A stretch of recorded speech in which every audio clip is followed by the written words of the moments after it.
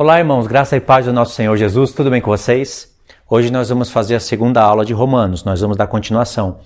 Talvez eu termine esse estudo em 2 aulas. A primeira aula, caso você não assistiu, eu vou deixar o link no comentário fixo.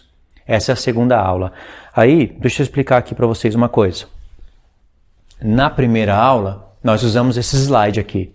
Expliquei para vocês a carta de Romanos dividida em 3 blocos. Do 1 ao 8, um bloco. Dos capítulos 9, 10 e 11, o segundo bloco.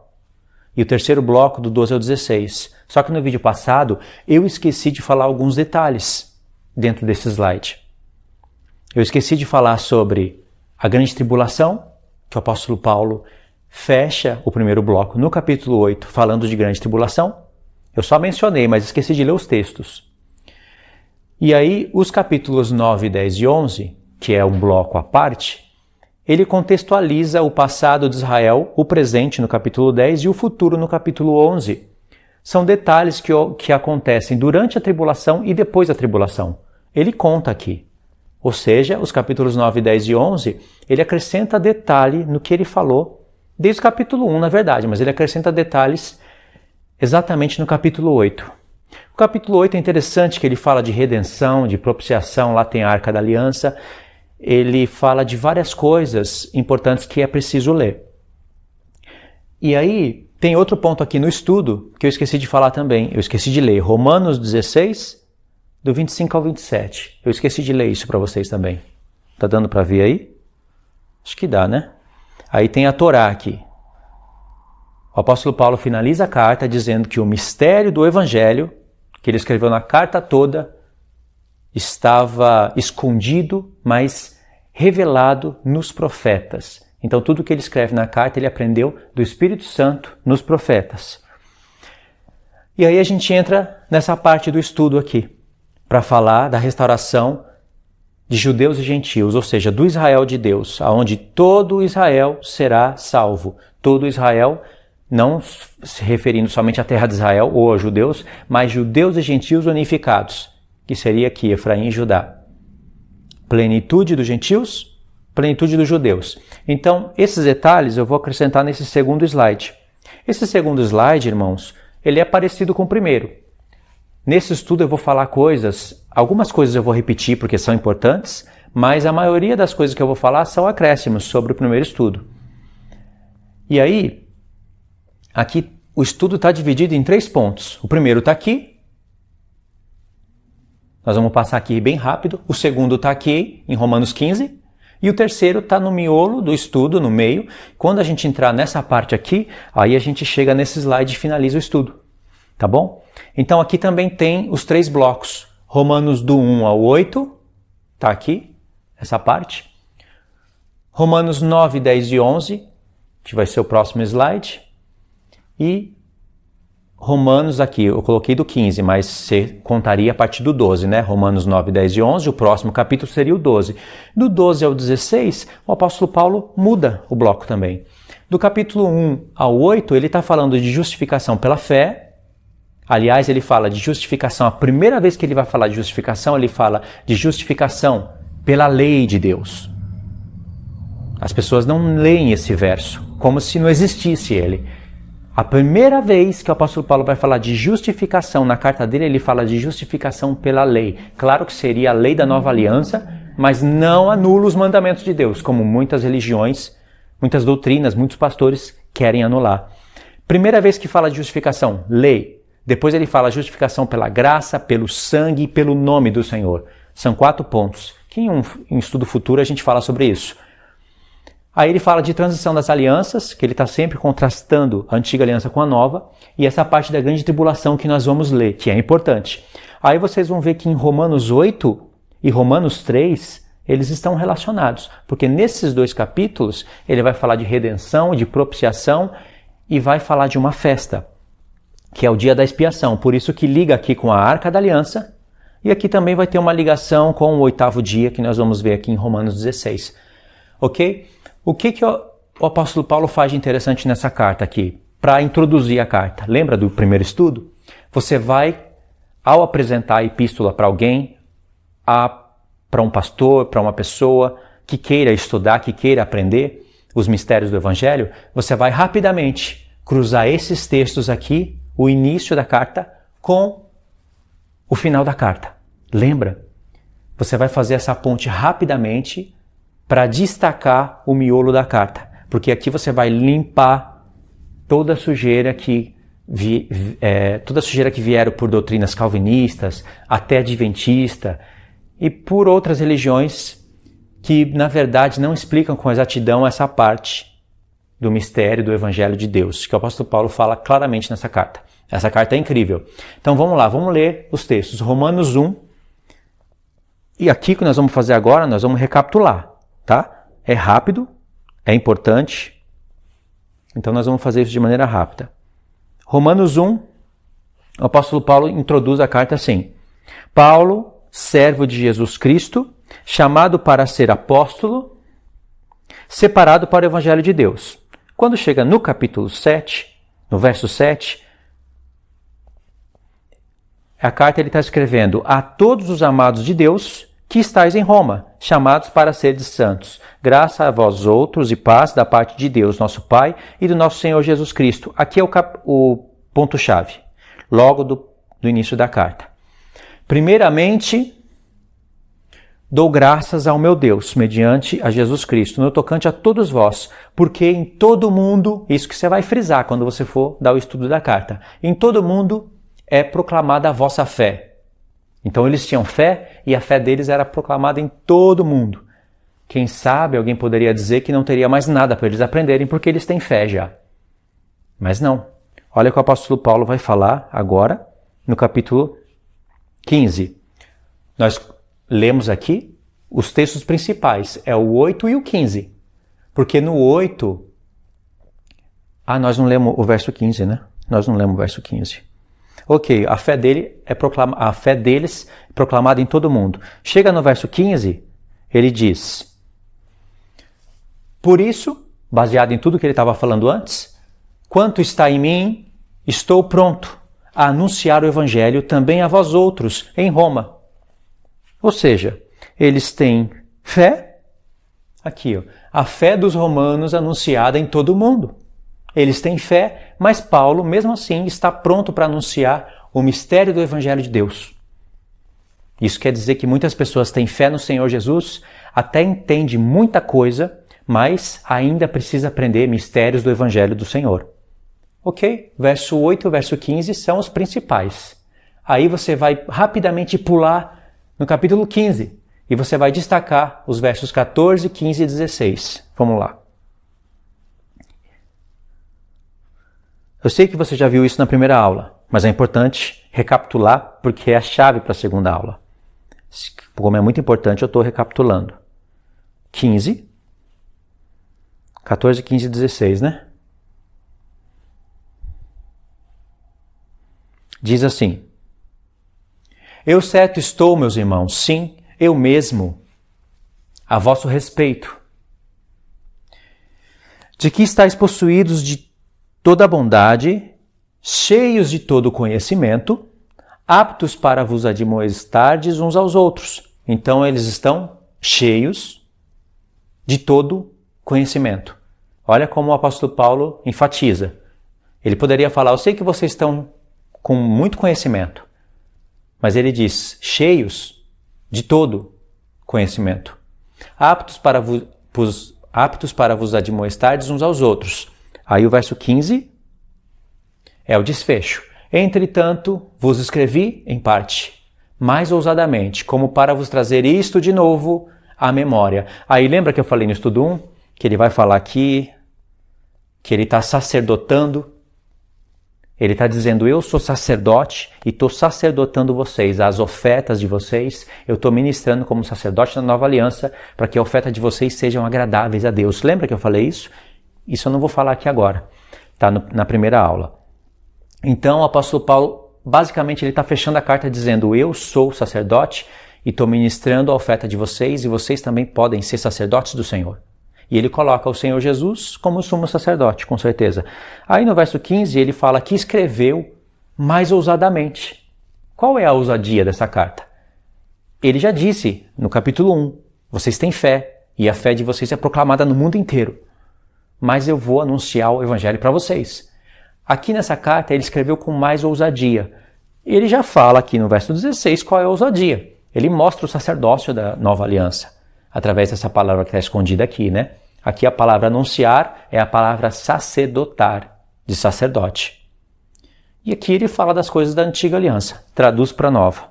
E também as coisas que ele fala em Romanos 9, 10 e 11. Ele traz na mente dos irmãos a restauração de Efraim e Judá. Isso é um mistério do Evangelho. Esse é um mistério do Evangelho. Ok? E aí a gente vê que nessa igreja tem Priscila e Áquila. E Priscila e Áquila, como vocês podem ver em Romanos 16, do 3 ao 4, são pessoas que Paulo conheceu, eles tinham o mesmo ofício de fazer tendas, eles acabaram ficando junto com o apóstolo Paulo, ou seja, eles trabalhavam juntos. E o apóstolo Paulo ensinou muita coisa para eles. Priscila e Áquila tinham muito conhecimento. Aí vocês vão ver em Atos 18, vai aparecer um homem chamado, vocês leem em casa, tá? Vai aparecer um homem chamado Apolo, cheio do Espírito Santo, fervoroso de espírito e poderoso nas Escrituras. Ele convencia judeus publicamente, pelas Escrituras, que o Jesus era realmente o Messias. Só que ele não conhecia o batismo de Jesus, ele conhecia só o batismo de João. Aí Priscila e Áquila ensinou para este homem poderoso nas Escrituras o caminho mais exato. Lucas relatou isso. Por isso que eu coloquei aqui. E aí vocês vão ver, na saudação, está aqui em Romanos 16, verso 3, quando o apóstolo Paulo vai fazer a saudação, ele mostra que Priscila e Áquila estavam nessa igreja. Por isso que essa igreja tinha bastante conhecimento. Porque Priscila e Áquila estavam lá, mas ele quis escrever com mais ousadia e quis detalhar ponto a ponto dessas coisas aqui, do mistério do Evangelho de Deus, que se encontra no capítulo 9, 10 e 11.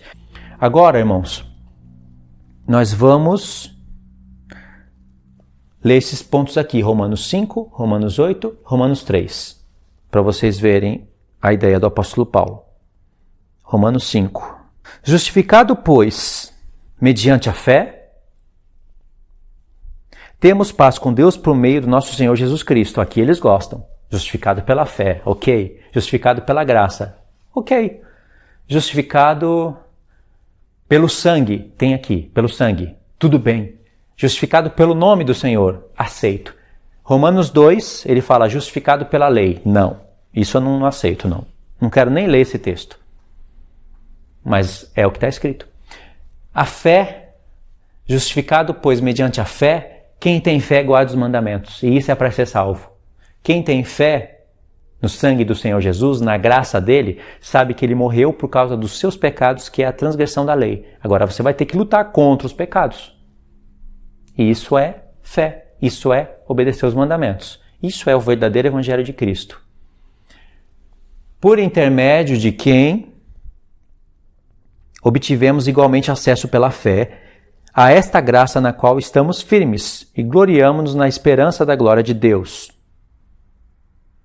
Quando ele fala, gloriamos na esperança da glória de Deus, vou até frisar aqui que eu já me lembrei de ponto importante. Nós estamos esperando a glória de Deus. Quando a glória de Deus se manifestar, os filhos de Deus também se manifestarão em glória. E isso é no dia da expiação. Aí o verso 3 ele fala, e não somente isto, mas também nos gloriamos nas próprias tribulações, sabendo que a tribulação produz perseverança, e a perseverança, a experiência, e a experiência, a esperança. Ok? Aí ele diz, ora, a esperança não confunde, porque o amor de Deus é derramado em nosso coração pelo Espírito Santo que nos foi outorgado. Então, até nas tribulações, o amor de Deus é derramado sobre nós. Agora, lá em Romanos 8, Romanos 8, 18 até o 25 e depois do 31 até o 39. Vamos encontrar as festas aqui. Porque para mim, tenho por certo que os sofrimentos do tempo presente não podem se comparar com a glória que em nós há de ser revelada. É com a glória a ser revelada em nós. Ele está falando aqui da transformação dos corpos, em outras palavras. Verso 19. A ardente expectativa da criação aguarda a redenção dos filhos de Deus. Aqui que você está vendo a palavra redenção dos filhos de Deus Essa palavra redenção ele usa em Efésios 1 e em Efésios 4 como o dia da expiação. Ele fala o dia da redenção. A redenção é um dia no singular determinado por Deus no futuro. Nós somos selados pelo Espírito Santo para o dia da redenção. O apóstolo Paulo sabia que 4 festas se cumpriram. Faltavam 3. Festa das trombetas, a festa da expiação, que é um dia só. Esse é o dia da redenção. E depois a festa dos tabernáculos. Aqui já está as festas, né? Pois a criação está sujeita à vaidade, não voluntariamente, mas por causa daquele que a sujeitou. Verso 21. Na esperança de que a própria criação será redimida do cativeiro da corrupção, para a liberdade da glória dos filhos de Deus. Para a liberdade da glória dos filhos de Deus. Em Romanos 5 ele fala que nós nos gloriamos na esperança da glória de Deus. E aqui ele está falando da glória dos filhos de Deus. Porque sabemos que toda a criação a um só tempo geme e suporta angústia até agora. E não somente ela, mas também nós que temos as primícias do Espírito. O que você acha que significa essa palavra? Aqui é a festa do Pentecoste. Ele sabe que o Pentecoste, o que ocorreu no Pentecoste, no dia 50. Ele escreve isso para os coríntios.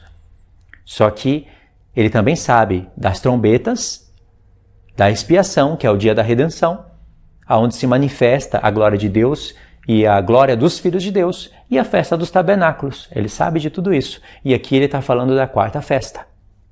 Entendeu? E não somente ela, mas também nós que temos as primícias do Espírito. Caso você não saiba, se você tem as primícias do Espírito, saiba que é frutos da terra. Você se torna frutos da terra, então você tem que manifestar os frutos do Espírito Santo. Da onde ele tirou essa ideia? Das festas. Eu sou um fruto, eu tenho que me tornar primícia para Deus. Os primeiros frutos colhidos eu tenho que me tornar. É claro que ainda eu vou ressuscitar, mas já tenho que viver nesse tempo os poderes do mundo vindouro. Então, se eu sou um fruto do Espírito Santo, eu tenho que manifestar os frutos do Espírito. Aqui está essa ideia. Igualmente gememos, ainda que nós temos as primícias do Espírito Santo, igualmente gememos com quem ainda não tem o Espírito Santo. Em nosso íntimo, aguardando a adoção de filhos. O que é a adoção de filhos? Redenção do nosso corpo. Isso é só no dia da expiação. Ok? Até que verso? 20 até o 25. Porque na esperança fomos salvos, ora, esperança que se vê não há esperança, pois se alguém vê, como espera? Mas se esperamos o que não vemos, com paciência aguardamos. O que ele está falando aqui, esse trocadilho de palavras? Ele falou aqui da redenção do corpo. É no futuro isso. Mas em esperança, nós podemos dizer, fomos salvos. Se permanecer firme no Senhor, fomos salvos. Mas se você espera aquilo que não vê, com paciência você espera. E isso é sobre a redenção do nosso corpo. Nós estamos em carne ainda, não é? Em Romanos 8, no comecinho, ele fala que não é para a gente viver como devedores da carne.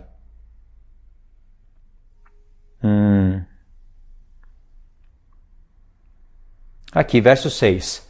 Porque o pendor da carne dá para a morte, mas a inclinação para o espírito, para a vida e paz. Por isso, o pendor, a inclinação da carne é inimizade contra Deus, pois não está sujeita à lei de Deus. A lei de Deus. Tem pessoas que têm problema com a lei de Deus, não é? Só porque ele fala de fé aqui, mas ele está falando da lei de Deus também. Nem mesmo pode estar. Porquanto os que estão na carne não podem agradar a Deus. Por quê? Ele já explicou no capítulo 5 que na nossa carne, no nosso corpo habita o pecado, que é a transgressão da lei. Então o pecado habita no nosso corpo, se a gente se inclina para as obras do corpo, a gente está contra a lei de Deus. E isso é inimizade contra ele. Vós, porém, não estáis na carne, mas no Espírito, se de fato o Espírito de Deus habita em vós. E se alguém não tem o Espírito de Cristo, esse tal não é dele. Aí onde que está o texto? Aqui, verso 12. E assim, pois, irmãos, somos devedores não à carne, como se constrangidos a viver segundo a carne. Ainda que você está na carne, e você vê que a carne luta contra o Espírito, e o Espírito luta contra a carne, é a ideia que ele apresenta em Romanos 7, que está ligada com Gálatas 5, não é para viver como se você devesse algo para a carne. Porque o Espírito do Senhor também está em você para vivificar o seu corpo mortal. Então ele está falando desse assunto aqui, e aí ele fala de redenção do corpo, que é o mistério da fé. Nós vamos ter a redenção do nosso corpo. Isso é um mistério da fé porque agora Deus prova o nosso coração para ver se a gente se inclina para o Espírito ou para as obras da carne. Enquanto nós não conhecemos as coisas do Senhor, nós estamos cegos e sem Deus no mundo, Ele não leva em conta isso. Mas depois que nós conhecemos, temos as premissas do Espírito, Ele acaba levando em conta. Entendeu? Aí no verso 31, ele diz, aqui que ele vai falar da grande tribulação, porque redenção do corpo aponta para o dia da expiação, não é? Futuro, e aqui ele vai falar da grande tribulação. Que diremos, pois? Vamos ver se o apóstolo Paulo era pré-tribulacionista. À vista dessas coisas. Se Deus é por nós, quem será contra nós? Aquele que não poupou seu próprio filho. Antes, por todos nós o entregou, porventura não nos dará graciosamente com ele todas as coisas? Quem tentará acusação contra os eleitos de Deus? É Deus quem os justifica. Quem os condenará? É Cristo Jesus quem morreu, ou antes quem ressuscitou, o qual está à direita de Deus e também intercede por nós. Também intercede por nós. Quem nos separará do amor de Cristo?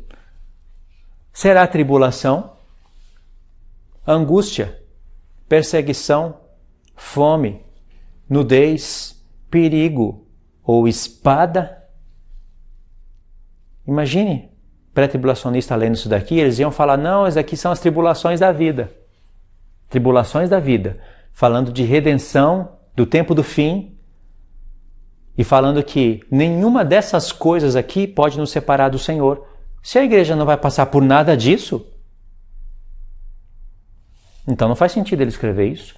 Mas se a igreja vai passar por tribulação, angústia, perseguição, fome, nudez, perigo ou espada, aqui está a grande tribulação. Todas as coisas que vão acontecer na grande tribulação. Como está escrito, por amor de ti somos entregues à morte todo dia. Fomos considerados como ovelhas para o matadouro. Se fosse ler isso daqui, iria ser muito interessante. Muito interessante, mas eu não vou ler. Em todas essas coisas, porém... Olha o verso que é muito usado por todos, né? Em todas essas coisas, somos mais que vencedores. Aqui ele está falando para as 7 igrejas. Os vencedores das 7 igrejas. Lá em Apocalipse 12 diz que os santos venceram a besta por causa do sangue e diante da face da morte não amaram a sua própria vida. Em Apocalipse 13 diz que a besta fez guerra aos santos e venceu eles. Venceu o corpo, mas não a alma. Deus ressuscita eles e eles vencem a besta. Mas passaram por fome, perigo, nudez, espada. Muitos deles, né? Não todos. Então aqui é a grande tribulação, com certeza, porque eu estou bem certo de que nem a morte, nem a vida, nem os anjos, nem principados, nem as coisas do presente, nem do porvir, o porvir é a grande tribulação. Nem poderes, nem altura, nem profundidade, nem qualquer outra coisa poderá separar-nos do amor de Deus que está em Cristo Jesus, nosso Senhor. Fechou o primeiro bloco. Concluiu, falou de grande tribulação em que nós somos vencedores. Aí ele vai entrar no capítulo 9, e aqui é a primeira vez que vai aparecer a palavra Israel. Aqui ele vai começar a falar um tema que está relacionado com as palavras de antes, com o bloco anterior, mas ele vai tratar de coisas diferentes, de maneira que qualquer pessoa pode ver que no capítulo 9 em diante começou uma nova ideia. Aí ele vai falar, digo a verdade em Cristo, não minto, testemunhando comigo no Espírito Santo, na minha própria consciência, tenho grande tristeza e incessante dor no coração, porque eu mesmo desejaria ser anátema, separado de Cristo, por amor de meus irmãos, meus compatriotas, segundo a carne. O apóstolo Paulo desejaria ser separado por Deus. Nada pode separar a gente de Deus, do amor de Deus que está em Cristo Jesus. Mas se esses irmãos deles não estão em Cristo Jesus, isso separa eles de Deus. E aí ele vai explicar o porquê de todas as coisas aqui, a partir daqui, certo?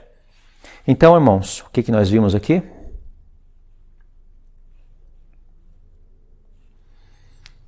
Nós vimos Romanos 8, né? Explicamos direitinho aqui. Espero que você tenha entendido. Agora Romanos 3, para você ver como essa ideia que ele fala em Romanos 8 já estava se iniciando em Romanos 3. Romanos 3, do 21 ao 26. Vamos pegar o 20. Visto que ninguém será justificado diante dele por obras da lei, em razão de que pela lei vem o pleno conhecimento do pecado. Aí no verso 21 ele diz, mas agora, sem lei, não sem os 10 mandamentos, sem as obras da lei, sem aquelas coisas da lei, se manifestou a justiça de Deus, testemunhada pela lei. Sim, era testemunho. A lei, toda aquela lei de sacrifício pelos pecados e de todas as coisas que o povo tinha que fazer antes de Cristo, tinha que estar debaixo da lei, sim. Todas aquelas coisas testemunhava o que haveria de vir no futuro. Então, sem lei se manifestou a justiça de Deus, que é o sangue do Cordeiro, do verdadeiro Cordeiro, que é a verdadeira Páscoa, que é a verdadeira as primícias. Entendeu? Testemunhada pela lei e pelos profetas. Justiça de Deus mediante a fé em Jesus Cristo para todos e sobre todos os que creem, porque não há distinção. Pois todos pecaram e carecem da glória de Deus. Na verdade, é destituídos da glória de Deus. Sendo justificados gratuitamente por sua graça, mediante olha a palavra aqui, chave, redenção que há em Cristo Jesus. Aqui é expiação, dia da expiação. Olha como essa ideia é verdadeira. A quem Deus propôs no seu sangue, como propiciação mediante a fé, para manifestar a sua justiça por Deus na sua tolerância, deixando impunes os pecados anteriormente cometidos. De onde ele tirou essa palavra propiciação? Do propiciatório, aonde o povo recebia anualmente propiciação pelos pecados. E se eles não recebessem isso, praticamente eles estavam reprovados por Deus e nem iriam para a festa dos tabernáculos, que serve de parábola para o futuro. Então aqui ele está com o propiciatório na mente. Ele entendeu e está ensinando para a igreja que o propiciatório é Cristo. E que aqueles pecados, os pecados do povo que eram praticamente cobertos, eles ficavam impunes, sem punição. E Deus fez a punição no Filho de Deus. Puniu os pecados de todo mundo no Filho de Deus. Para se manifestar a justiça de Deus no Filho de Deus. Entendeu? Essa ideia aqui o escritor de Hebreus também explica. Então ele está falando de propiciação. Então em Romanos 8 ele vai contextualizar essa ideia aqui falando de redenção do corpo. Embora está longe, né, de Romanos 3 para Romanos 8, é a ideia. Você chega em Romanos 8 e não perde a conexão da leitura de Romanos capítulo 3. Entendeu? Então fechamos aqui essa parte. Aqui também está fechado. Só falta aqui essa parte. Olha como ele vai concluir a carta. Romanos 16, verso 20. E o Deus de paz em breve esmagará debaixo de vossos pés a Satanás. Esmagará debaixo de vossos pés a Satanás. Para um homem chegar a falar isso, irmãos, naquele tempo onde não tinha Novo Testamento formado, ele tinha que estudar muito a palavra de Deus. Ele somou muitos textos para poder dizer isso. Da onde ele tirou que Satanás será esmagado debaixo de nossos pés? Ele somou Gênesis 3 com Oséias 6, entendeu que a igreja seria o corpo de Cristo e que se Deus disse que o filho do homem lá no princípio, que o filho do homem iria ferir a cabeça da serpente, se esse filho do homem teria um corpo e esse corpo seria a igreja, então Satanás seria esmagado debaixo de nossos pés. Ele somou muita coisa para poder dizer isso. E aqui ele sabe que é só depois do 8º dia. Por isso que eu fiz essa ligação. Aqui é o dia da expiação, no nosso tempo ainda. Entra a festa dos tabernáculos, onde Satanás seria preso por 1000 anos. Depois ele é solto mais uma vez. Isso que eu estou falando é piada para os calvinistas, porque eles acreditam que Jesus está reinando agora. E que quando Jesus voltar, O mundo todo vai ser alcançado pelo Evangelho de Cristo, aí vai entrar o estado eterno. Mas Jesus é rei das nações agora. E essa é a piada. E aí Satanás vai ser preso, vai ser solto para tentar as nações que ficam no milênio, que sobram, né? Tem quantos textos falando isso? 20? 30 textos falando que restam nações? E aí vem o 8º dia. E aqui Satanás será esmagado debaixo de nossos pés. Então ele termina a carta falando de festas. Parece que não, mas ele termina a carta falando de festa. Agora nós vamos focar nesse ponto aqui. Tá entendendo, irmãos? Deu para entender? Esse é o último slide. Aqui eu vou explicar correndo, irmãos. Se vocês não entenderem, eu refaço esse estudo aqui, pelo menos essa parte, e explico de novo. Aqui nós vamos explicar Romanos 9, do 19 ao 28, certo? Aí nós vamos ver esses pontos aqui. Um texto vai chamando o outro, aí eu coloquei essa linha do tempo aqui, de Isaías 7, Isaías 9, Isaías 11. Vamos cruzar com esses textos aqui e nós vamos ver Efraim e Judá restaurado. E isso ele chama de mistério do Evangelho. Irmãos, em Romanos 9, do 19 ao 28, são quantos textos? 9 textos. Em somente 9 textos, 9 versos, né? Dentro de um capítulo, 9 versos, ele vai ter tudo isso de profeta na mente. Só para construir, só para contextualizar, 9 textos, 9 versos de um capítulo, ele vai citar Jeremias 18, ele não vai citar o profeta, né? Mas ele vai falar de Jeremias 18, de Oséias 2, de Oséias 9, de Oséias 14, de Oséias 1 e de Isaías 10, em apenas 9 versos. Imagine se a gente fosse ver tudo isso daqui na carta toda. E o Espírito Santo inspira ele a, no capítulo 9, citar o nome do profeta Oséias e textos do profeta Oséias. Por isso que as coisas que ele fala em Romanos 11, ele primeiro explica em Romanos 9. Como as pessoas perdem aqui a revelação de Romanos 9, elas chegam em Romanos 11 e praticamente está explicando um outro evangelho. Entendeu? Então vamos ver essa ideia aí. Romanos 9 a partir do verso 19. Como é que nós vamos cruzar os textos? Romanos 9, do 19 ao 28. Eu vou ter que ler, irmãos, porque eu não sei se vocês estão familiarizados com o que está escrito aqui. Na minha cabeça está tudo aqui, já que eu li antes, né? Mas eu vou ter que ler para vocês. Ó, tu, porém, me dirás: de que se queixa ele ainda? Pois quem jamais resistiu à sua vontade? Quem és tu, ó homem, para discutires com Deus? Porventura pode o objeto perguntar quem o fez? Perguntar a quem o fez? Por que me fizeste assim? Verso 21. Ou não tem o oleiro direito sobre a massa, para do mesmo barro fazer um vaso para honra e um vaso para desonra? Que diremos, pois, se Deus, querendo mostrar a sua ira e dar a conhecer o seu poder, suportou com muita longanimidade os vasos da ira, preparados para a perdição, a fim de que também desse a conhecer as riquezas da sua glória em vasos de misericórdia, para a glória que preparou de antemão, os quais somos nós, a quem chamou não só dentre os judeus, mas também dentre os gentios. Aqui tem um ponto de interrogação, mas você não pode acabar essa leitura perguntando nada aqui, porque a pergunta é referente ao verso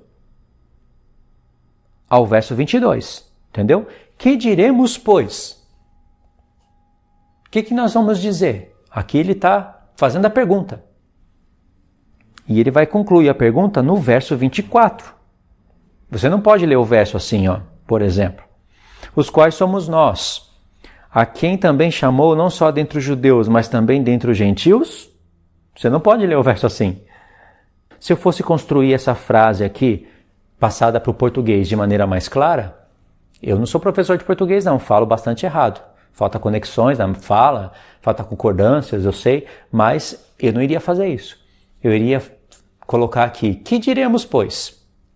Diremos o seguinte: Deus, querendo mostrar a sua ira e dar a conhecer o seu poder, ele está explicando. O que nós vamos concluir de tudo que eu falei? Deus, querendo mostrar a sua ira e dar a conhecer o seu poder, suportou com muita longanimidade os vasos de ira preparados para a perdição. Ele está se referindo à rebeldia da casa de Israel, com a sua própria liberdade e poder de escolha. Deus sabia de tudo que eles iriam fazer. mas fizeram com seu poder de escolha. Ele suportou isso, porque ele tinha em vista nós, irmãos, a fim de que também desse a conhecer as riquezas da sua glória em vasos de misericórdia. Misericórdia é o que está sendo... Iria bater com o filho de Oséias, né? E para a glória, vasos de misericórdia, que para a glória preparou de antemão, os quais somos nós. Aqui começa a revelação. A quem chamou, não só dentre os judeus, mas também dentre os gentios. Afirmou. Aí ele vai citar Oséias.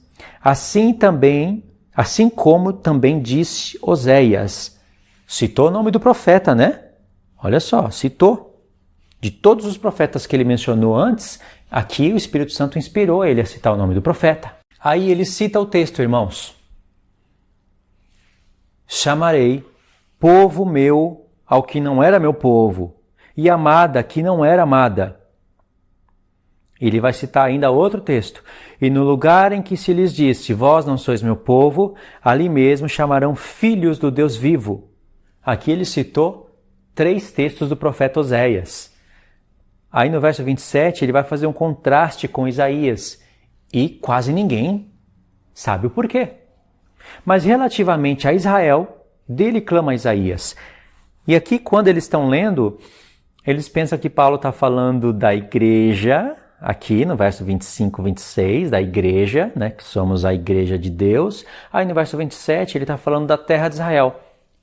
Ele está falando basicamente isso, mas com uma diferença enorme na revelação do conteúdo todo. Mas relativamente a Israel, dele clama Isaías. Ainda que o número dos filhos de Israel seja como a areia do mar, por que ele citou a areia do mar aqui? O remanescente é que será salvo. Irmãos, aqui ele citou um filho do profeta Isaías. O profeta Isaías teve 3 filhos e teve um quarto, que é Cristo. Na verdade, o quarto filho ali não foi que ele teve. É um filho mencionado, é um mistério lá, que é Cristo. Mas Isaías teve 3 filhos literais. E Oséias teve 3 filhos. Ambos os profetas profetizaram juntos. E o apóstolo Paulo está somando os filhos de Oséias com os filhos de Isaías. Está aqui. Bonitinho, está aqui. Bastava a gente ler e se interessar. Verso 28. Porque o Senhor cumprirá a sua palavra sobre a terra cabalmente e em breve. Aí ele vai citar outro texto de Isaías, aqui no 29, mas aqui a gente não lê. Então, o que a gente fez? Nós lemos a partir do verso 20, né? A partir do verso 19 e 20. Então, irmãos, o que nós fizemos aqui? Nós lemos Romanos 9, do 19 ao 28. Lemos tudo isso daqui, mas nós não lemos os profetas. Eu só fui explicando para vocês. Pode ver que ele vai falar, o apóstolo Paulo vai usar essa expressão aqui, ó, da mesma massa. Ele não fala que Deus da mesma massa faz um vaso de honra e um vaso para desonra? Aí ele vai falar vaso de honra, vaso de desonra. Da onde ele tirou essa ideia de mesma massa? De Jeremias 18, do 1 ao 11. Se quer estudar a palavra de Deus, tem que ler, tem que ter paciência. E aí ele vai falar, não é meu povo, não é? Ele tirou isso de Oséias 2, verso 23. E aí ele vai falar, e aquela que Deus disse não é amada, Deus disse agora é amada. Para quem? Da onde ele tirou isso? Ele disse que está no profeta Oséias. E ele vai tirar isso de uma soma de Oséias 9, do verso 11 e 12, verso 15, 16 e 17, somando com amada. Não é mais amada, amada. É isso que ele fala. Esses 2 textos aqui, que ele diz que está em Oséias, ele faz uma soma do capítulo 9 com o capítulo 14. Olha só o que o apóstolo Paulo está fazendo. E no capítulo 14, do 1 ao 4, ele vai falar que aquela que não era amada, Deus disse que iria amar. E adivinha para quem Deus está falando isso? Para Efraim. E aí ele fala, e para aquele que Deus disse, não é meu povo, serão chamados filhos de Deus. Os filhos do Deus vivo, né? Da onde ele tirou isso? De Oséias 1, do verso 8 ao 11. Tudo isso daqui. As pessoas passam. Leem Romanos, querem interpretar Romanos só por ler Romanos. Quando você volta lá no passado para ver os textos que Paulo está citando, os contextos, isso se chama intertexto.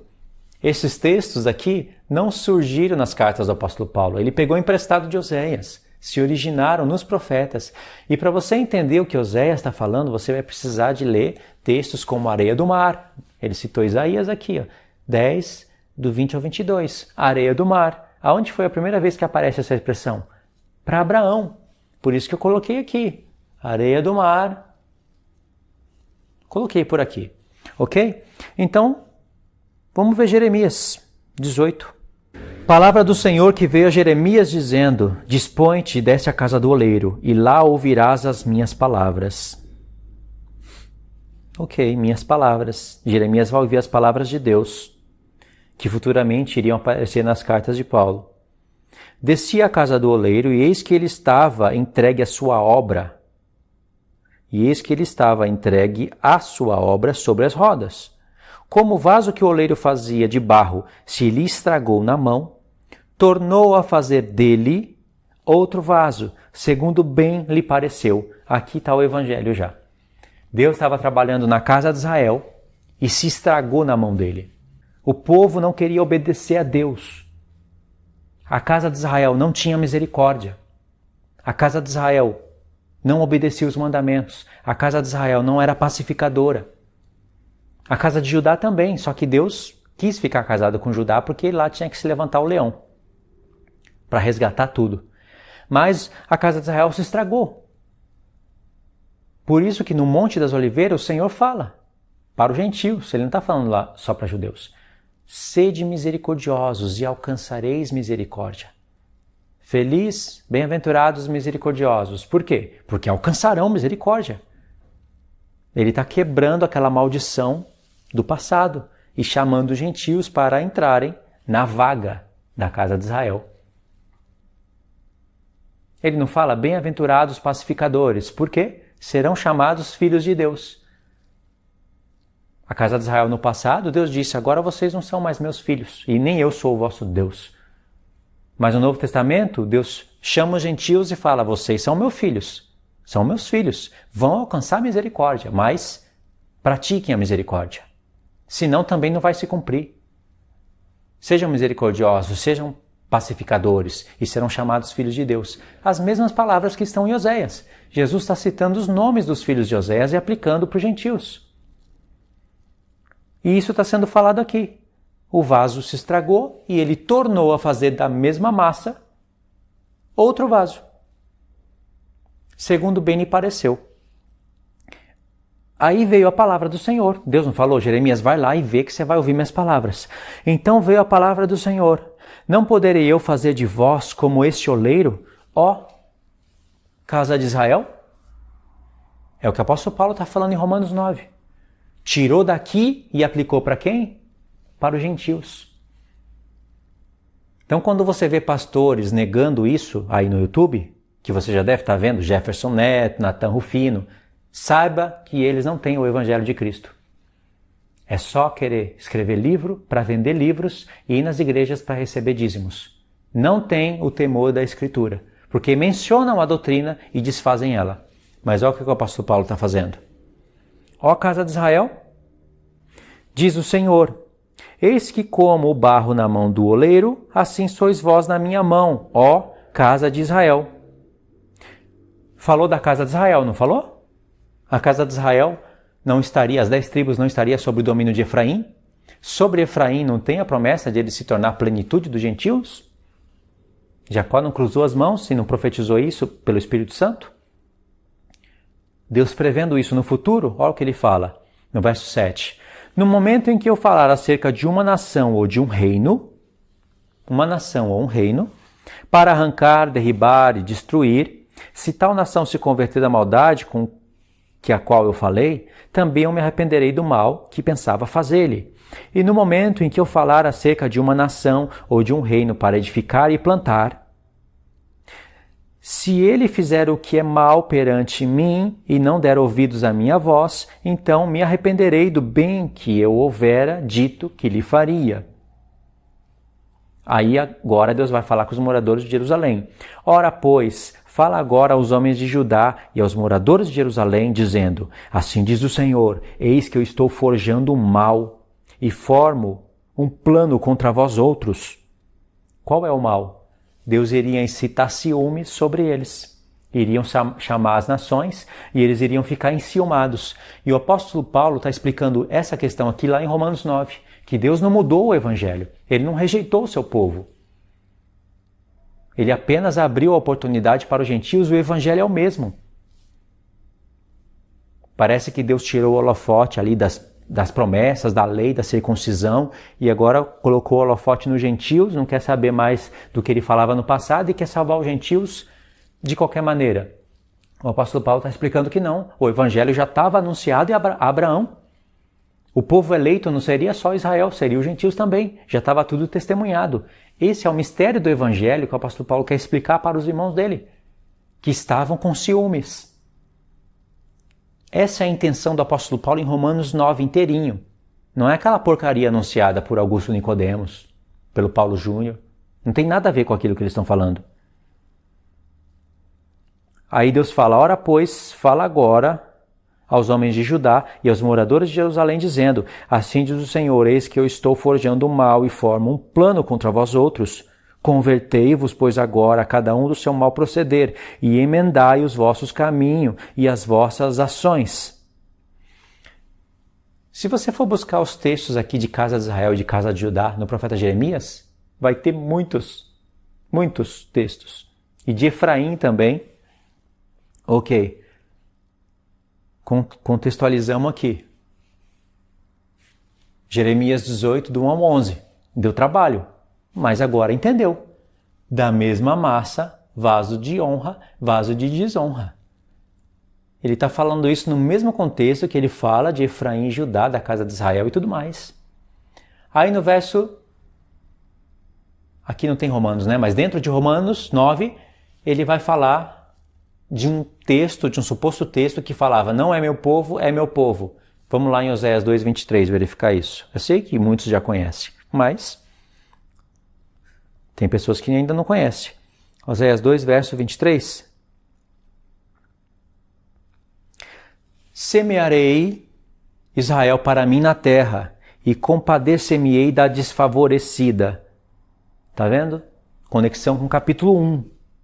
Tem que entender o que ele está falando aqui no capítulo 2. E a não meu povo, que é Lo-Ami, um dos filhos de Oséias, direi: tu és o meu povo, e eu sou o vosso Deus. E o apóstolo Paulo sabe que isso daqui é um desfecho do capítulo 1. Então olha o que ele vai fazer. Romanos 9. Vamos lá em Romanos 9, irmãos, é difícil essa parte. Romanos 9. Os quais somos nós, a quem também chamou, não só dentre os judeus, mas também dentre os gentios, assim como também disse Oséias: chamarei povo ao que não era povo. Não é? Nós vimos. Amada que não era amada, nós não vimos ainda. E no lugar onde se lhes disse: vós não sois meu povo, ali mesmo serão chamados filhos do Deus vivo. De maneira que essa parte aqui está relacionada com essa parte aqui. Chamarei povo a que não era povo. Amada que não era amada está em outras porções de Oséias. Verso 26. E no lugar aonde se lhes disse: vós não sois meu povo, ali mesmo serão chamados filhos do Deus vivo. Aqui é Oséias 1, pode ver. Aqui, ó. Oséias 1, verso 10. O apóstolo Paulo sabia que o que Deus fala, o Espírito Santo fala em Oséias 1, verso 10, iria ser acrescentado, concluído em Oséias 2. Por isso que ele fala aqui: chamarei povo a que não era povo e amada a que não era amada. Aqui já está em Oséias 2, 23. O apóstolo Paulo somou Oséias 1, o finalzinho, com Oséias 2, o finalzinho. Ok? Entendeu? Vamos lá ler Oséias 1. Olha por que o apóstolo Paulo citou Isaías 10. Está lá no mapa. Ele citou, não é? Aqui, Isaías 10. Ele citou isso. Areia do mar. Ele citou, né? Por que ele citou isso? por causa do texto que ele citou anteriormente. Oséias 1, verso 10. Todavia, o número dos filhos de Israel será como a areia da praia do mar. Está aqui. Isso foi prometido para Abraão. Eles vão se multiplicar como a areia da praia do mar, que não se pode medir e nem contar. E acontecerá que no lugar onde se lhes disse, vós não sois meu povo, se lhes dirá, vós sois filhos do Deus vivo. Para quem foi dito isso? Nesse contexto aqui, para a casa de Israel. Basta ler Oséias 1, do 1 ao 10. Era para a casa de Israel. E Paulo pegou esse texto aqui e está aplicando para quem? Para os gentios, para a casa de Israel no Novo Testamento. Por que o apóstolo Paulo está fazendo isso se ele reprova Efraim e Judá, se Efraim e Judá não tem nada a ver com a igreja, se a igreja não tem nada a ver com Israel? Por que o apóstolo Paulo está fazendo isso? O pastor Jefferson Neto, Natan Rufino e todos esses que negam nunca vão poder explicar isso. Jamais. Não tem nem como começar a querer explicar. Porque é fato. O apóstolo Paulo catou o verso daqui, da casa de Israel, e citou para os gentios. A casa de Israel é 10 tribos, tá? Então, como aqui fala que o número de Israel, que os filhos de Israel seria como a areia do mar, para se cumprir as promessas feitas a Abraão, porque lá é a primeira vez que aparece isso, e aqui diz que eles seriam salvos, não é? Seriam salvos. Olha aqui, eles vão ser como a areia do mar, e no verso 11 diz, os filhos de Judá e os filhos de Israel, aqui está as duas casas, deixar bem frisado para esses pastores, e os filhos de Israel, quem são os filhos de Israel? É a casa de Israel no contexto. E Paulo aplicou o texto para quem? Para os gentios. Os judeus e os gentios se congregarão e constituirão sobre si uma só cabeça, que é Cristo. E subirão da terra, porque grande é o dia de Jezreel, é o primeiro filho de Oséias, que Deus semeia. Deus semeia o filho dele e através do filho dele nos semeia com ele, sendo o corpo dele. Está aqui o Evangelho de Cristo. Certo? Mas o apóstolo Paulo viu que nem todos estão sendo salvos. Chegou lá o tempo de semear, de plantar, de Deus colher, só que muitos dos judeus não estavam crendo.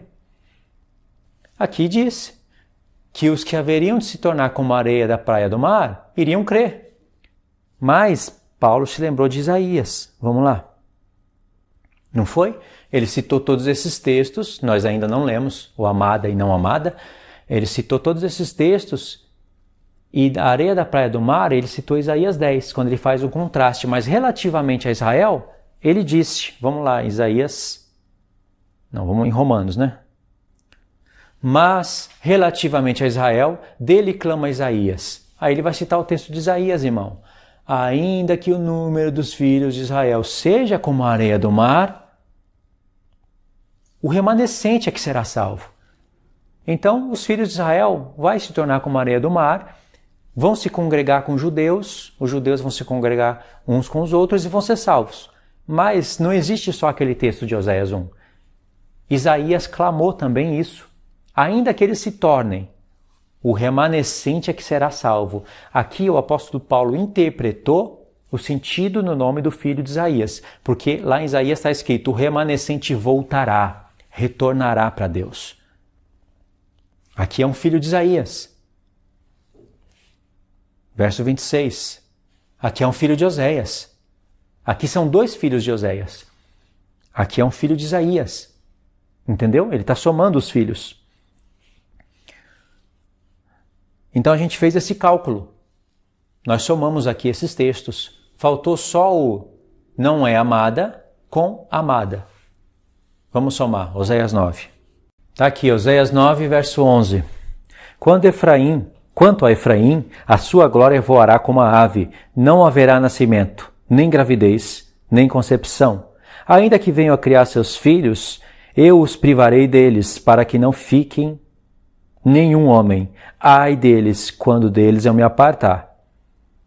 Efraim, como planejei, seria como Tiro, plantado num lugar aprazível, mas Efraim levará os seus filhos ao matador. Verso 15. Toda a sua malícia se acha em Gilgal, porque ali passei a aborrecê-los, por causa da maldade das suas obras. Os lançarei fora da minha casa. Aqui já Deus está profetizando de novo a rejeição deles, né?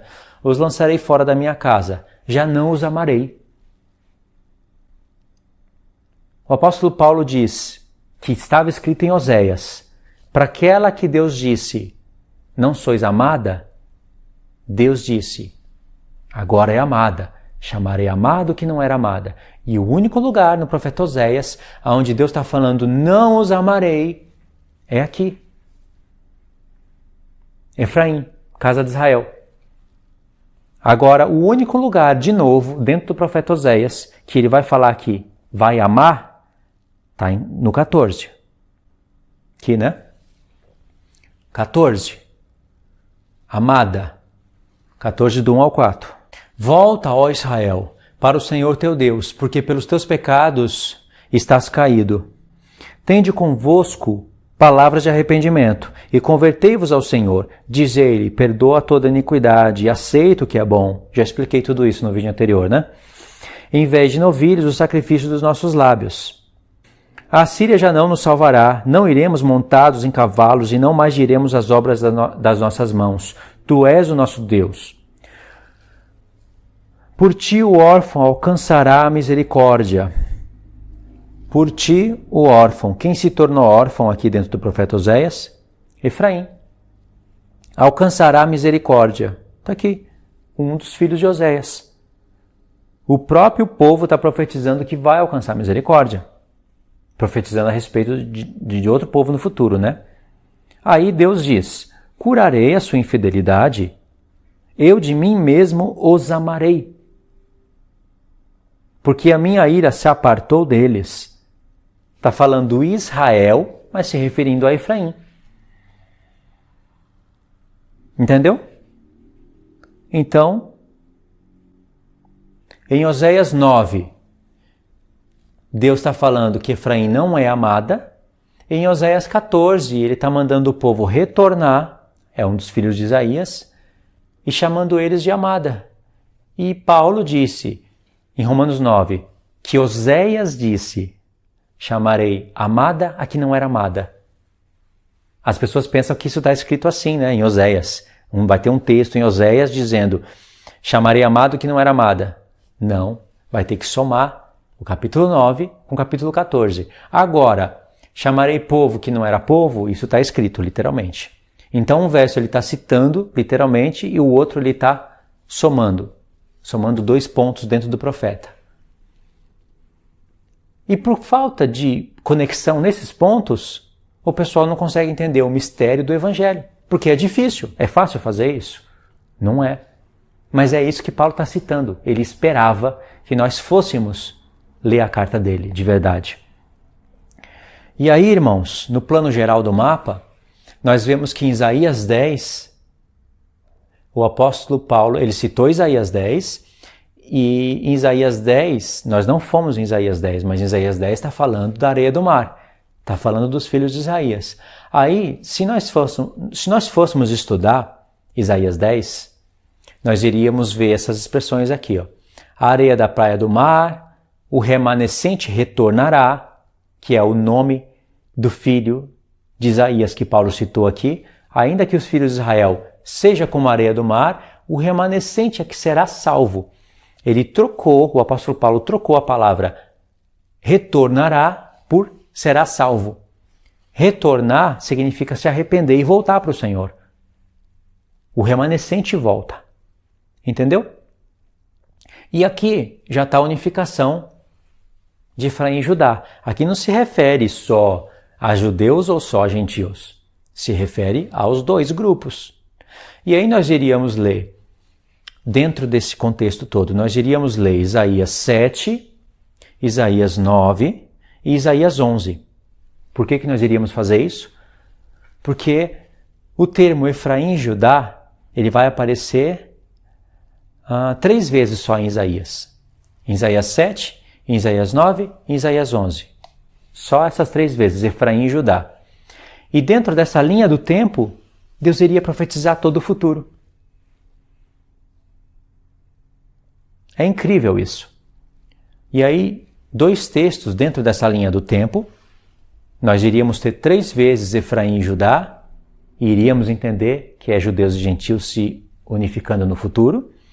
Mas, entre esses 3 textos, no meio deles, nós iríamos ter Isaías 8, onde nós iríamos ver o termo das 2 casas de Israel, e nós iríamos ver Isaías 10, que foi o texto que Paulo citou, falando da fidelidade das 2 casas de Israel. Então aqui tem a apostasia das 2 casas de Israel, a apostasia das 2 casas de Israel e aqui a fidelidade. Isso daqui forma um contexto profético para o futuro. Então essa parte aqui, irmãos, eu vou explicar em outro vídeo porque está muito grande o vídeo, já senti que o vídeo está muito grande. E aí, quando nós fôssemos chegar em Isaías 11, nós iríamos ver que o Espírito Santo está concluindo a ideia que começou no capítulo 7. O capítulo 7, ele pega toda essa parte aqui, por isso que tem essa aba aqui, ligando esse contexto, que pega tudo isso. Então, ainda que o apóstolo Paulo tenha citado só Isaías 10, do 20 ao 22, em contraste com o que ele falou antes, ou seja, Deus vai chamar povo que não era povo, amada que não era amada, no lugar onde foi dito, vós não sois meu filho, vós não sois meus filhos, serão chamados filhos de Deus, mas acerca de Israel, Deus clama o seguinte, ainda que os filhos de Israel sejam como a areia do mar, o remanescente é que será salvo. Ainda que ele tenha citado só isso, como um resumo, ele tem tudo isso daqui na cabeça e muito mais. Então a ideia acaba aqui em Isaías 11. E em Isaías 11 vai ser estabelecido o milênio. Ok? Então, nós vamos estudar isso daqui num próximo estudo. Tá certo? Porque vai dar trabalho ver essa parte. Então, realmente, 3 aulas. A primeira aula já foi, essa é a segunda. E na terceira aula nós vamos começar daqui. E pegar toda essa parte. Tá certo, irmãos? Queria agradecer por vocês terem assistido até agora. Eu sei que foi difícil, mas isso daqui faz parte do mistério do Evangelho. Está aqui, né? Também, no slide 1. Faz parte do mistério do Evangelho. E nós não lemos ainda Romanos 11. Nós lemos Romanos 9. Romanos 10 não seria tão necessário ler. Tem que ler, mas não para esse estudo, né? O bom é ler Romanos 9 com Romanos 11, porque aqui vai concluir a ideia da plenitude dos judeus e plenitude dos gentios. Então, no próximo estudo, nós vamos entender essa parte aqui, pegar a linha do tempo em Isaías 7, 9 e 11, e aí a gente pode ler Isaías 11 e aproveitar, ler Romanos 11. Ler Romanos 11, está aqui, ou esse slide, cadê? Ou esse slide aqui. Entendeu, irmãos? Ficou complicado o estudo? Ficou complicado, mas é isso que está acontecendo em Romanos 9. Pode ter certeza. Eu busquei todos os textos, não busquei? Li um por um, não li? Então o apóstolo Paulo citou tudo isso que está aqui, está sintetizado em Romanos 9, do 19 ao 28. Isso é escrever com mais ousadia. Ele deixou um mapa, o Espírito Santo usou o apóstolo Paulo e deixou um mapa para a gente estudar a escatologia do futuro. Porque tem escatologia do passado. Nós estamos estudando aqui a escatologia do futuro. Tá bom, irmãos?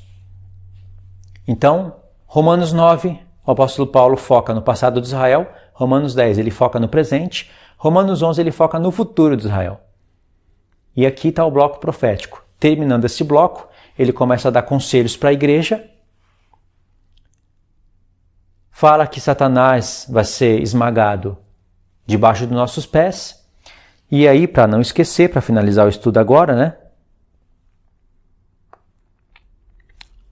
Aqui, esse texto aqui que eu não li. Romanos 16, do 20, nós lemos o 20, que fala que Satanás vai ser esmagado debaixo dos nossos pés. E do 20 ao 25, para ficar bem claro uma coisa para todos. O mistério do Evangelho, ele explicou, né?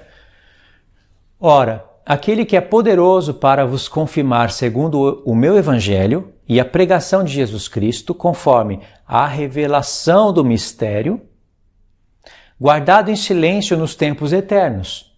Tudo isso que o apóstolo Paulo está explicando estava em silêncio com Deus. Ele conhecia tudo. Mas olha só. E que agora se tornou manifesto e foi dado a conhecer por meio das escrituras proféticas. Aqui, em uma outra tradução, tá? Pelas escrituras dos profetas. É grafe, de escritura. Por isso que epígrafe é sobre a escritura. E profetas, proféticos. Pode ser escrituras proféticas ou a escritura dos profetas, que ficaria melhor. Então estava oculto, mas agora se manifestou e foi dado a conhecer por meio das escrituras dos profetas. É o Espírito Santo que revela, mas ele que fala nas escrituras. Por isso disse o Espírito Santo: eis que vem dias, diz o Senhor, em que farei nova aliança com a casa de Israel, com a casa de Judá. Quem foi que disse? O Espírito Santo. O Espírito Santo que nós temos fala pelas Escrituras. E aí revela o que estava escondido. E isso é segundo o mandamento do Deus eterno. Ou seja, 2 pontos. É de conformidade com todos os mandamentos e foi mandamento do Senhor que todas as coisas, é mandamento do Senhor, lei, que todas essas coisas escondidas se revelassem pelos profetas. É assim que Deus planejou. Entendeu? Não tem nada de revelação no Novo Testamento que o apóstolo Paulo recebeu e ninguém sabia, que não tem na Escritura. Nathan Rufino ensina uma besteira dessa. O arrebatamento é uma mensagem do Novo Testamento, não tem no Antigo, não adianta ver que lá é só um vislumbre, ela é mesmo dada assim como aula particular de Cristo para Paulo no Novo Testamento, então vocês acreditam que eu estou falando. As igrejas estão recebendo esse leite adulterado.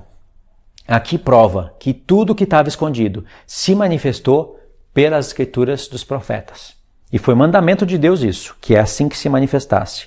Aí ele termina: ao Deus único e sábio seja dada a glória, por meio de Jesus Cristo, pelos séculos dos séculos. Amém. Tá certo, irmãos? Deixe os comentários, eu queria ver se vocês entenderam essa segunda aula. Na terceira aula a gente finaliza lá naquele bloco que eu falei. E queria que vocês aí curtissem o vídeo, compartilhem nos grupos de estudo. Vamos ver se os irmãos entendem. Tá bom? Esse aqui é um pouquinho mais pesado, mas eu gosto muito de estudar essas coisas. Tá bom, irmãos? Deus abençoe a todos, fiquem todos na paz do nosso Senhor Jesus e até os próximos estudos.